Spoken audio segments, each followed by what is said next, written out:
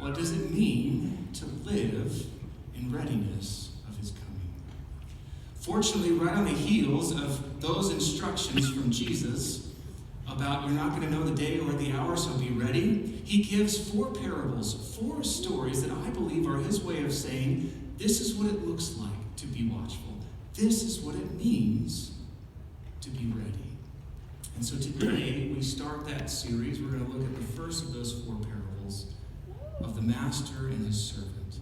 But before we get into the text today, I want you to imagine with me a scenario. Imagine with me that Jesus calls you up on your cell phone. And he says, hey, I just wanted to let you know that I'm going to be headed your way, and I would love to come over and spend a few days with you and your family.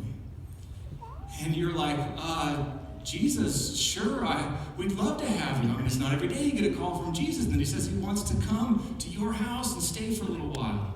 We'd be happy to have you. When are you coming to town? Well, actually, I'm just pulled off the interstate, Jesus says, at an exit not that far up from your place, and I'm 8 minutes away. Your spouse, who is sitting next to you, sees your deer in the headlights look and asks, what is it? What's going on? Who's on the phone? What's happening? It's Jesus. You cover the microphone. He's on his way to our house. He will be here in 8 minutes. And you watch as your spouse moves faster than you've ever seen them move in their life, with the speed of light, dart out and gather the children and begin giving instructions like a military drill sergeant. And you yourself, your mind is wandering about what to do, what to get ready before he shows up in the next 8, no, 7 minutes now before Jesus comes. You rush into the living room where the TV's on. You've been half watching the game in the background, and you're going to turn that off. But then there's this play that's really dramatic, and the whole game is hinging on it, so you get stuck watching it. And then the minute goes by, and you're like, oh, I got to turn this off. Now you're down to 6. You glance outside to make sure that the landscaping's okay, and thank goodness a few days ago you did all that weeding and trimming and mowing, so it looks good. But as you admire the landscaping, you lose another minute. Coffee table, oh, it's all disheveled and papers are everywhere. You clean it up and you set that devotional book that you haven't quite cracked yet right in the center so Jesus sees that when he walks in. 4 minutes now. You notice there's a pile of shoes by the door, unfolded laundry draping off the couch, other random things on the floor. You gather it all up in your arms and you go to the hallway closet to throw it in there, but the hallway closet is full from the last time you had an unannounced guest show up, so you run into your bedroom. You throw it all in there, you close the door, and you hope to God who's coming to visit you that he doesn't ask for a tour of your house when he shows up.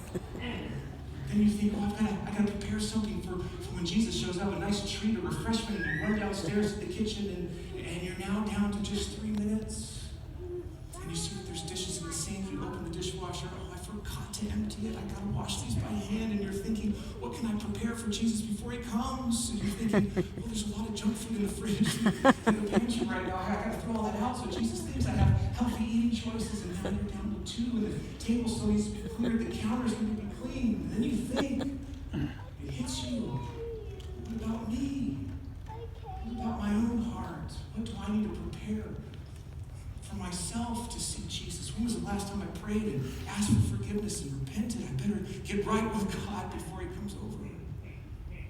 As you're washing the dishes, you start to pray. And before you know it, those last 2 minutes fly by and the doorbell rings. And in that moment, you realize, boy, getting ready for a visit from Jesus is more than an 8-minute job.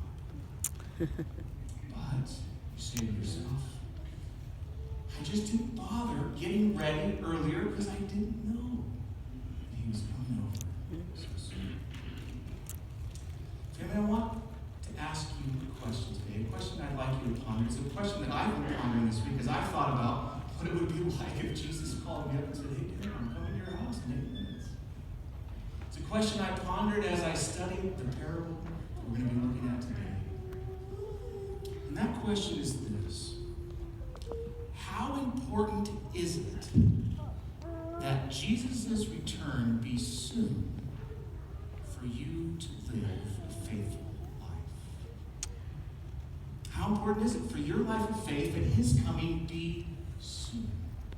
I think that's a very important question to ponder because If you grew up in a context like mine, you often heard the words, Jesus is coming soon. And sometimes attached to those words that we would hear maybe from friends or family or at church would be, so, better get ready, better be faithful.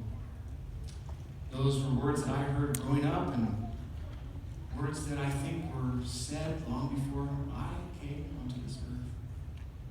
In your childhoods and people before.